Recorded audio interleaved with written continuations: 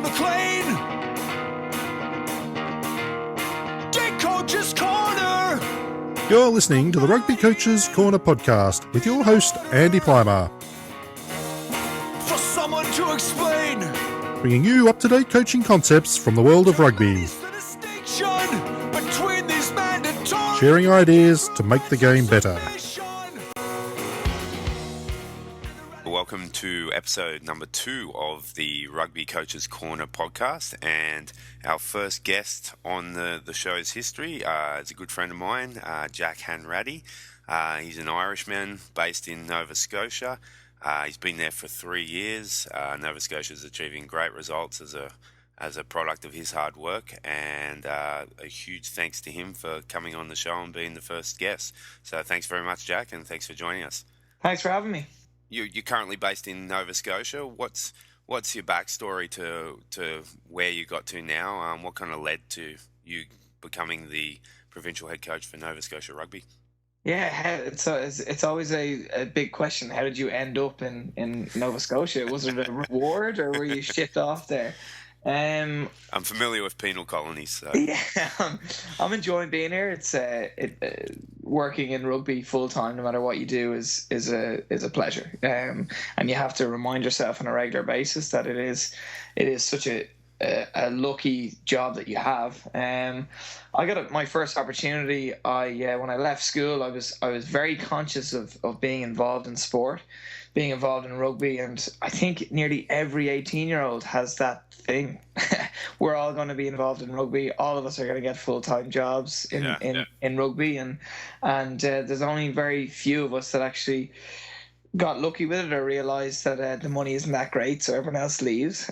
But I went for an interview for a university course. There was a brand new course that was coming up for a degree in rugby and business, or a degree in rugby and communications. So it was the first thing that came up.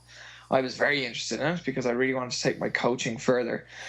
Because I'd been coaching in the club, my home club of Skerries, for about as soon as I was 15, I just wanted to coach. I was down there every Sunday morning trying to help out with the mini rugby structure, or just if it was working in the sweet shop or cleaning the dressing rooms. I just really enjoyed the club culture and really enjoyed my home club of Skerries. I'm a third generation guy of that club. My grandfather would have been one of the founding members and would have been president and captain. My uncle went on to be president and captain, and my cousin went on to be captain. My family of myself and my brother weren't good enough to ever be the club captain, unfortunately. When I went for that interview, I went in and I was asked all these tough questions about coaching and about rugby structure. I was delighted with my answers, and I remember thinking during it, when something's going really well, I think I've nailed this. This is going to be great. I'm going to get the opportunity to study rugby. At the end, I was offered what position, or I was asked what position would I play if I arrived at the university. I said I was struggling with a few injuries, and I probably wouldn't be looking to play in the university team.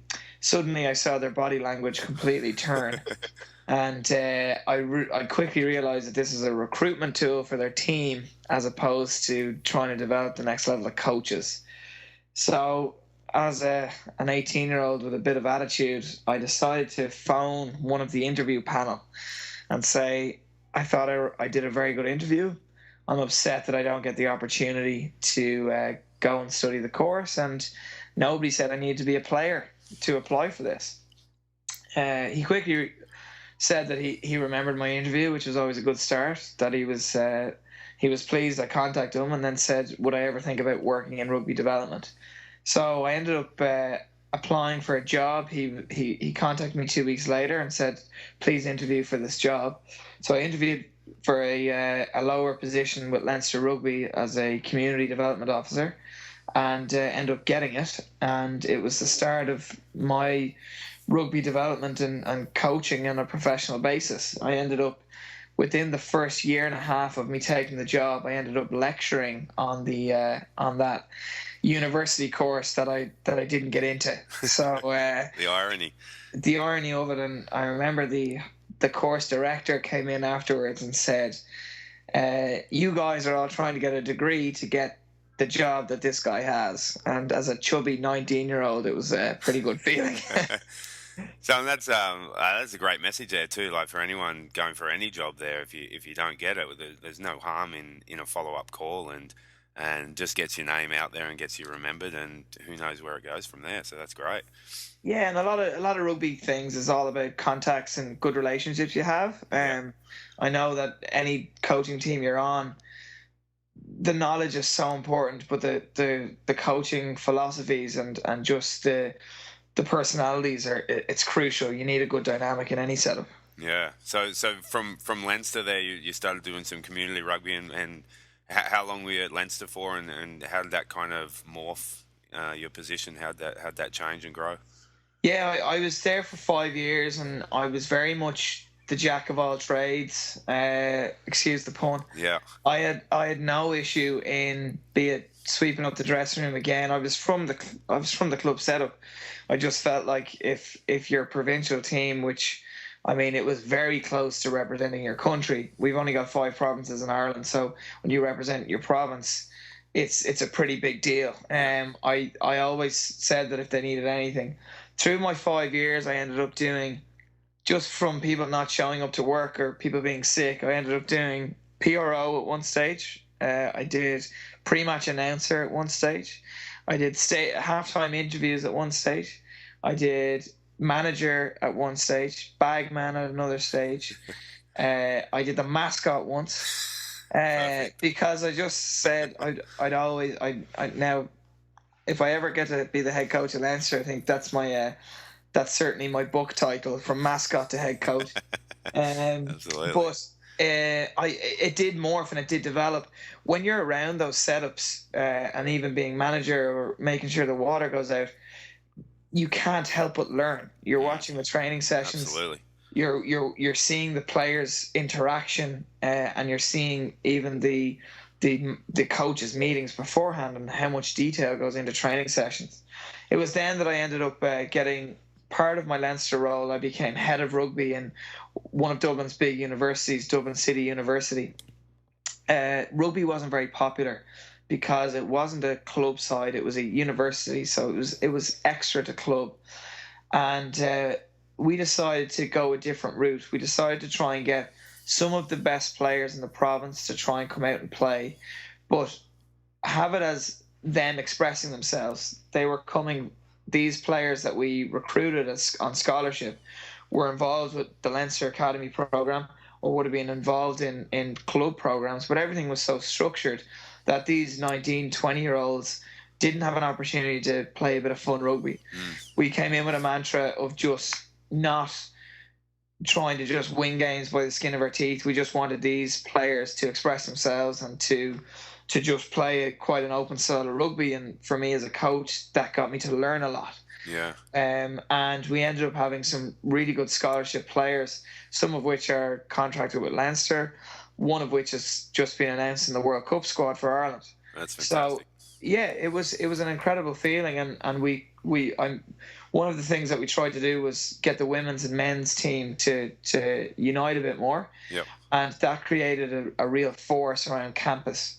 So I was delighted that I was involved during one of the most successful periods, and we changed a bit of the culture that was there, and we ended up winning a few trophies, which was great to be a part of. That's fantastic. Yeah, and your time at Leinster, like the dates you were there, what were the years that you were there, and because there was some pretty important like events occurring with Leinster rugby there, and like who were some of the big names and people who kind of influenced you a lot in that time?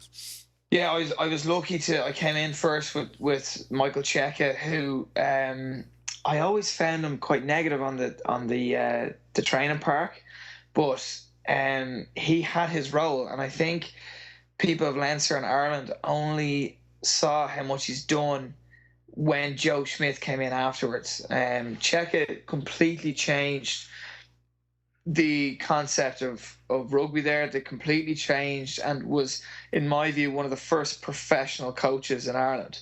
He came in, he says himself he was lucky to get the position because it was a big job with some of the best players. But Leinster were chokers at the time, I think big players like O'Driscoll and Gordon Darcy have come out since saying, yes, we may have been chokers, but we didn't have the perfect winning environment. And that's what Cheika did. And he grew the big Leinster A setup that their second team had so many more games and competitions to aim for. So when I was there, we ended up playing Munster in the semi-final. And my uncle was actually coach of Leinster in 1995, which was the first European Cup semi-final that Leinster ever reached. Awesome. There was 800 people in the stands to watch the semi-final of the European Cup, and Leinster lost by one score to Cardiff. In 2005, 10 years later, which was Czech's Heineken Cup semi-final, there was 85,400 sellout. And that just showed how much it developed over 10 years. Absolutely. So that was that Heineken Cup in Murrayfield. All our staff got an email from the chief executive to say, we will pay for you guys to all go and enjoy this experience. I wasn't heavily involved at the time. So we got to go with staff members, and it was phenomenal. Just an incredible event, and we didn't think it would ever happen again. 2 years later, 2011, we get an opportunity to go again. This time we're in Twickenham. Sorry, we're not. We're in the Millennium Stadium for the one of the greatest games I'd ever seen. I was more involved this time, just with the setup, not in a coaching capacity, but just in more of a branding capacity. I would have been coaching some of the underage teams at this stage, but being in Cardiff for the Northampton game, where Leinster were down by so many points at half time and then demolishing Northampton in the second half. Yeah, I remember that game. Yeah. That was the start of Joe Schmidt. He came in with a complete different temperament and different environment, but he inherited a wonderful environment. And Joe Schmidt was very much different to Cheika. He wanted his hands in everything that was Leinster, and that included us as coaches and us as development officers. That's great. It's a couple of massive names there. What do you think of the current setup now with Matt O'Connor leaving and Leo Cullen coming in? Like Leo Cullen, I talk about a Leinster legend. First coaching, like big coaching appointment. I don't know what his coaching history is. I think he did some assistant coaching with Matt O'Connor, if I'm right. Yeah, he took over as forwards coach from John O'Gibbs, and John O'Gibbs has a very good pass behind him, and the players speak very highly of Jono. He brought in that kind of ferocity at the breakdown. I think Leo has inherited that, but in his first press conference, you hear that he says that it's such a big job, you can't turn it down, and that kind of worried me. That is he taking this job because it's there, or is he taking it because he feels it's ready? We've made a couple of mistakes in Ireland where we throw former players in as head coaches and they haven't had a chance to learn. But he's a very intelligent guy, and I hope it goes. I think they need to bring in a good backs coach. Gervin Dempsey's filling in the hole at the moment, but I think it's important to get eyes from that. The two coaches at the moment are himself, Gervin, and Richie Murphy, all of which have been in the setup for so many years.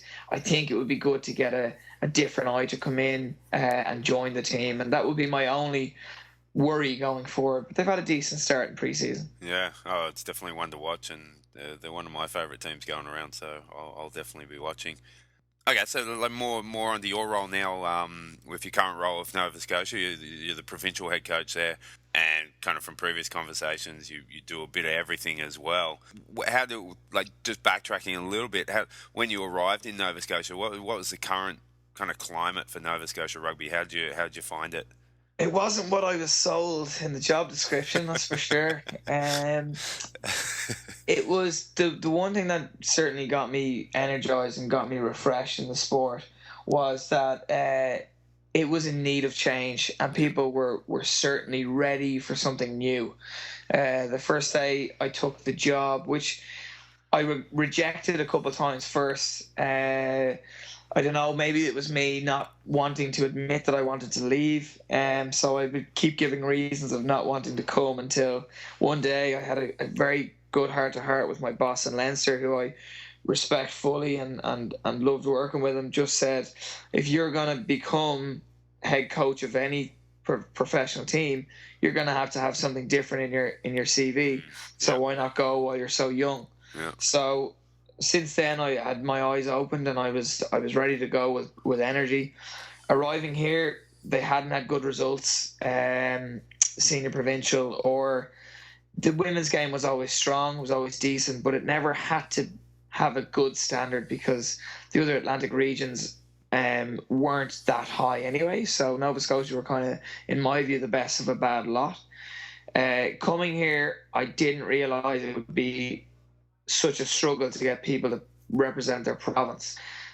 More so at underage. My first senior men's session, I had 55 there, and 42 of them had not played the year before. Wow. So that was a huge thing to say we're ready for something different. Yeah. We had to name a senior men's squad that first year, and we ended up. My first goal, my first year, was to just change the mentality and get people willing to train, get people willing to work hard. Our first Eastern Canadian Championship, I found very eye-opening. I hadn't really seen the other provinces. I was only in the country about 4 or 5 months, and we struggled to get an under-18 side in the men's. We had just about an under-18 side in the women's. We'd no under-16 men's. We had an under-20, just about scrape side women's team, and we had 18 senior women's players. So it was massively eye-opening for me, and it did show me what needed to happen from then on. So we're talking 2012 there? Yeah, my first would have been my first one. So it's would have been 2013. 2013. And how's it changed since then? What's been the progress since then? It's showing a clear pathway was really important. Yeah. Showing the players could represent their province, represent the region, and then represent their country. And getting players called up to national camps is massively important. The year I arrived, we had one senior woman who was invited to a scrum camp. That was it. This year, I sent an email out today. We've 18 players on Canadian squads. That's amazing. Which is a massive turnaround. That's fantastic. It's a domino effect when they see one of their peers get onto a Canada squad. The kids want it, and it makes them work harder. So it's and it's not due to me coming in. It's due to a fresh face certainly helps. But we have a president that's very willing, and we've got a community that wanted something different and that was willing to listen. Yeah, no doubt it's a team effort, but definitely what you've brought in, from what I'm hearing, is like just a cultural change. Like you have to have a culture that's willing to get on board to what your goals are, even if they don't think they're attainable at this point. And I fully expect people that want to play rugby and drink a beer. There's no issue with that. I respect it fully. Lifeblood. And it's retention. That's how we keep players involved in the game. But I don't want players to want to play for Canada and not be given the opportunity or the training environment.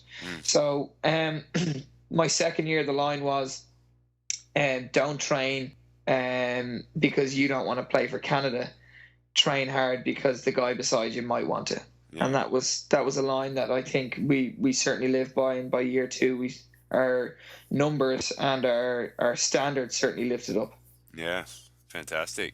Like currently, if you were to take a litmus test of the environment now, like as of today, where are you at with age grade? Where are you at with senior? And where do you want to go from here? Yeah, numbers wise, we're in a really good place. We had 85 players try out for our senior men's program, which created we had 3 teams take part in a trial competition, which was in late March of this year, which was with 200 spectators. So it was like that. Wow. That's when I really knew that things certainly changed. Yeah, and there was certainly an issue for me that the senior men's needed to beat Newfoundland, and I felt that the year before we probably had a more talented team, but mentally we just had to get over that hurdle. So for people who don't know the environment, what's that mean? Newfoundland in the Atlantic provinces of Canada. What's the history there between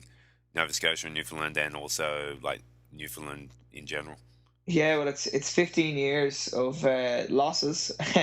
Newfoundland arrived in, and Pat Parfrey did a lot of great work in bringing teams on tour, and this has really been a domino effect that players now play at a higher standard. And it was around the time where Nova Scotia saw a decline from the Super Series, so it was from then that that was the last time that Nova Scotia won. Was a long time ago. It was 15 years from this year. So Morgan Williams would have been on the last team as a young buck. And they're the big ones of Atlantic rugby in terms of the men's. The women's, Quebec women's are the standard setting for sure. This year was the first time that Quebec women's entered Easterns in a number of years, since Easterns actually started, I was told.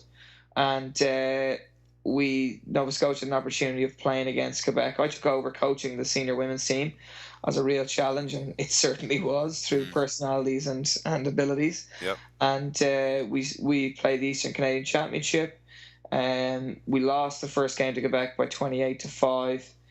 Or 35-10 rather, and we ended up winning the gold medal game 2 days later by 14-7. So that was quite the turnaround. Yeah, that was a massive turnaround, and I'll be the first to admit Quebec were missing a number of their internationals, which were not of that standard yet. And if we were to play them with the internationals, it would have been a different story. But they still had a number of international players there, and we worked very hard with that. We had a number of weekend camps, so we were delighted with that result.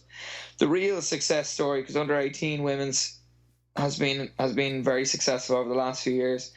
Our real success story has been our under 18 men's, that went from losing to every province 2 years ago to winning gold the following year.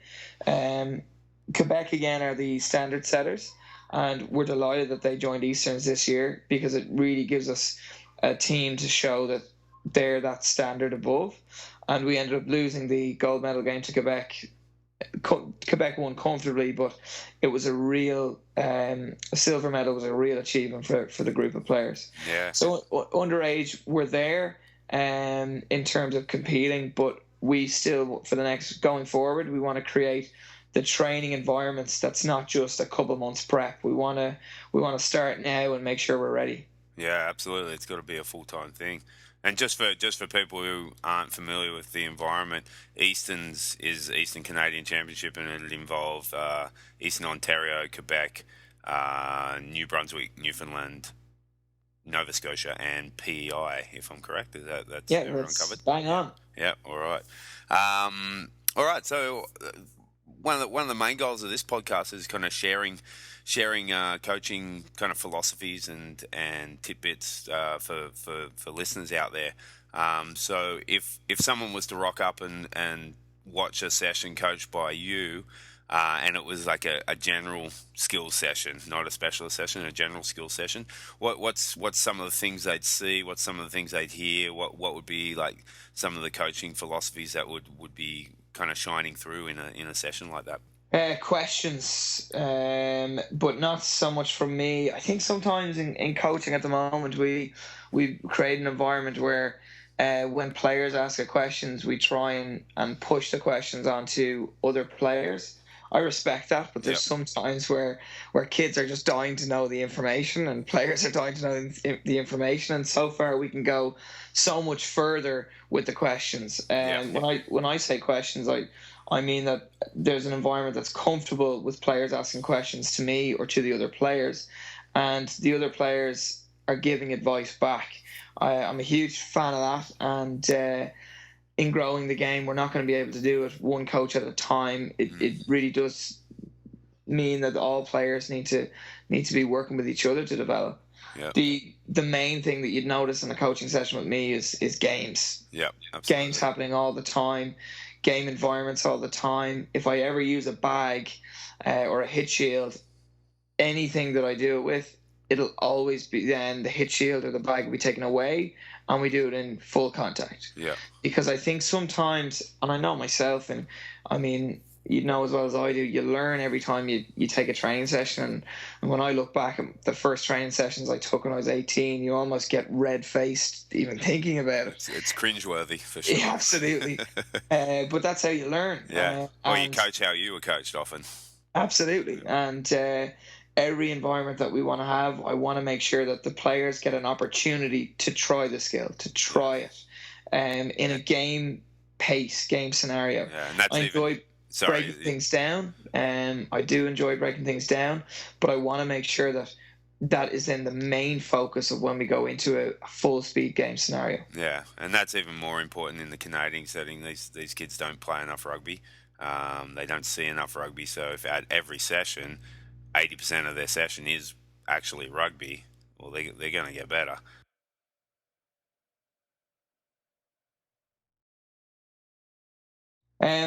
I try to do a lot of when players arrive in training sessions, it's the same all over the world. The profs are practicing their drop kicking. The backs are talking hair products. Tying their shoelaces for a significant amount of time. I want to try and have a skills routine where players will arrive, and instead of wasting time or chatting around, I've no issue in the chatting, but why don't they do skills while doing it? So for the first 15 minutes of my training session usually would be 10 to 15 minutes would be skills and position oriented. What do they need to work on? As you go on to the season, I try and get the players to arrive 5 minutes early, 10 minutes early, 15 minutes early. That's the way we can get into that routine and then not miss out on the timings for our training session. And those skills there, that's player led with like a bit of a background of stuff that you've worked on earlier. Absolutely, yeah. There'll be some little things from the training session. I enjoy coming down, seeing guys working on just little evasion skills. 2-on-1s, it's a great opportunity to just get extra time, get extra things done. No doubt. What about specialist sessions? I've seen you run a few scrum half sessions. What are some of the key? So like a specialist session's a little bit different because it's a bit more isolated, but at the same time, they've got to be put into a game situation.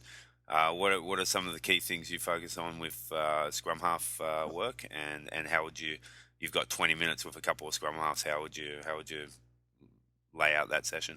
First of all, I'd make sure that I've got a camera with me. An iPhone would do. I was in a presentation last week where with Kieran Crowley and 4 people asked him about video analysis, and Kieran was giving them all the wonderful thing about video analysis, but at the end of it, unfortunately, I had to say, well, Game Breaker does cost a significant amount of money. iPhones, iPads, specialized session for me. It kills me when you have to be on them when you're coaching a big group of players for a specialized one. I think it's crucial. Doing the slow-mo app that you've got on your iPhone at the moment, it's so good in actually just seeing the pass. And before I mention anything, I try to get players to, from the base, very quick, 3 passes off each side, try and doing it even while they're moving. So they run around the post, they come back, they have to pass to try and give that little bit more game scenario. Then fire from them straight from either popped up from the ruck or straight off a line out, seeing what the habits are to try and get it away. And these are things that I'll make sure that I record, break down in slow motion, and then get the player themselves, because I feel like any player that you've got on an individual session has usually researched what they should be doing. They should have the right answers, and especially the higher end of it. Showing them on a slow-mo video will very much give the player the opportunity to answer his own issues, to try and sort it out. I think foot placement in scrum half at the moment is crucial. We want to make sure we give every opportunity to give every extra inch in the pass, making sure that we don't fall away from the pass, making sure that we're in a good, stable position from the base, good, strong position that if somebody does come around to make the tackle, we're in the ability to make sure we maintain possession. Once we do just simple passes from the base, I try and get pressure, either creating a fight over the ball so that players are used to work under that pressure. Just two players fighting, or even just two bags fighting, where there's feet coming in, having just a tackle tube on the deck so that players can just push over, drive over, then that ball has to get away. Again, it's just getting this habit of a quick rearrangement in the hands and a quick ball away. Yeah, no, sounds great. What like from the work you've done, what are probably some of the, you mentioned a few areas you like to see. What are some of the top 2, top 3 common faults that you see in scrum halves, especially age grade guys? I call it, for want of a better phrase, I call it the cock the pass, where we have the ball in hand and the backhand actually cocks all the way through over to our leading hand, and what happens is the follow through just doesn't become exactly what we want it to be, but also it takes an extra half a second in the player getting the ball away. That's been a real issue so far, but also picking up the ball and not getting it away quick enough. Yeah. If we pick up the ball, are you a threat? If you're not, make sure we get the ball away quicker. But even just from the base, picking it up, getting the ball away, how long is that taking? It shouldn't take longer than a second. Yeah. Even that decision, longer than a second, we get it away. And that's one thing that we're definitely we need to get away with, because I think back rows are made look better than they actually are. Yeah. So you don't want to see the pickup, the reload, and then the pass. You want to see it straight off the floor. Absolutely. And what's happening is we're holding the ball for so many seconds without being a threat. I really want the scrum half to, at certain stages of the game, to be attacking not the first, but the set outside the second defender, and then somebody running a good hard line or a good underline off them. It just means that those defenders aren't getting away or starting a drift defense too early. Yeah, no doubt. And you're either doing that or you're getting it to your first receiver as quickly as you can. Absolutely. For sure. All right, well that's great stuff, and yeah, appreciate the little bits of information there. So the way we kind of going to finish off the show, just a couple of fun questions. Just where we're all in this game because we love it, and usually that love affair starts when you're a kid. So I'm gonna ask every guest these same questions. When you were a kid, who was your favourite player? Very strange one. Hooker, Keith Wood. Oh, beauty. I was able to watch him score 4 tries in a World Cup. You don't say that about many hookers. You don't. And against us, it had to be George Gregan. Yeah. Just the way the famous, if somebody has got a pass named after him, he's obviously done something well. Yeah, absolutely. And I right now I'm thinking about World Cup '99 France final, the Gregan pass to Owen Finnegan to set up that try under the post. I'll never forget the commentary that says, "Keep going, big man." Yeah, absolutely. That was great. All right, what about now? Who's your favourite player or players running around now? Not a scrum half. Johnny Sexton. I just love the way he marshals a game. Yep. Obviously keeping it in house. I've completely. I can't not but mention Brian O'Driscoll for everything he's done over the years. But Conrad Smith for me has been somebody that I've completely changed my mind on. I remember watching. Looking at the lineups between Ireland and New Zealand one time, and O'Driscoll was marking Smith, and I said, we're in here. This is the best centre in the world against Conrad Smith, who I didn't rate at the time. Final score, New Zealand won by 70 points. Yeah. And a lot of that came from Carter to Smith. I think he's an unsung hero. Yeah, from all round getting people in the game, you've got to mention someone like Israel Folau. The way he attacks it, the way he catches the ball, his athletic ability to gain every yard. That's why players will play the game. Unfortunately, it won't be due to my slow pass from the base of any scrum, or it mightn't be from the way Keane Healy scrummages, but it certainly will be from such an exciting player like that. Yeah, he's pretty unreal, that's for sure. Okay, now on to coaches. Who's your favourite coach going around right now? I love Joe Schmidt, and because I've had, obviously there's a bit of personal work with him in the past, so maybe that's because of it. I really respect Kieran Crowley here in Canada. I really enjoy his philosophy on rugby. I really appreciate the fact that he likes developing other coaches. And for somebody to be still there after 8 years, that means something. Yeah. It's a long Incredibly time. open too. Absolutely, yeah.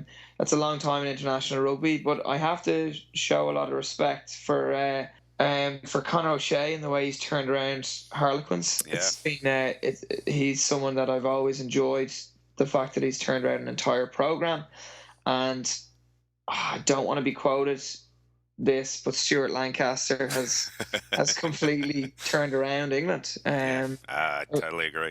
I really respect what he's done. He's taken a job. He's made sure that it's his way. And if you look at his World Cup selections, he didn't go on full round ability. You could pick an England 15 on ability, and probably 10 of them aren't actually at the World Cup. Yeah. And if it works, he's a hero. If it doesn't, he's sacked. Yeah. But I have to respect him from the outside. Yeah, for sure. And I love his story too. He's like, he played for the Saxons, but he's not a former international capped England player. He's a humble school teacher who just chipped away in the trenches for a bunch of time, and then very much like yourself, Andy. Oh, thanks very much. Appreciate that. All right. Well, on that note, let's talk about up and coming coaches. Someone in your area who you think's doing a great job. One thing that I have to say here is we have a lot of young female coaches, and we have a girl called Mary Giles who has taken on the role of I don't know a time of the year where she's not coaching. She's coaching in Dal University as the head coach of the women's team. She is one of our coaches for the under-18 women's. And then she's coached a high school. She's a teacher as well, but was coaching at a different high school. But to keep a program going in one high school, she went back to make sure she coached this high school. She's somebody that plays currently for the Atlantic and has won a national title with Sanovex women's team. A young girl, thinks she's going to be a superstar, and we as the province need to make sure that we keep giving her every opportunity to develop. And if I was to pick a predecessor to me, if I was to pick somebody to follow on from me and take this job to the next level, I think in the next few years, Mary could be that person. Oh, that's outstanding. And that's, there's a bunch of people out there who do some coaching, but people who live and breathe it and just grind away at it 12 months of the year, they're pretty rare. Absolutely. Yeah, that's great. That's great to hear. Well, all right, mate. Well, huge thanks for being number one on the interview ranks, and really appreciate that. And I really enjoyed it, and hope you got a bit of a laugh out of it too yourself. Absolutely. And I really appreciate you coming on. No problem. All right, thanks, mate.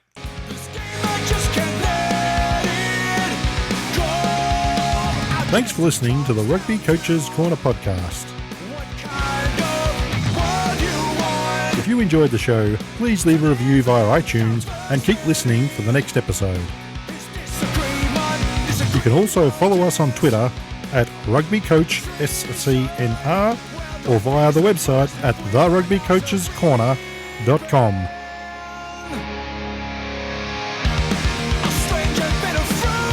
Until next time, keep sharing ideas to make the game better.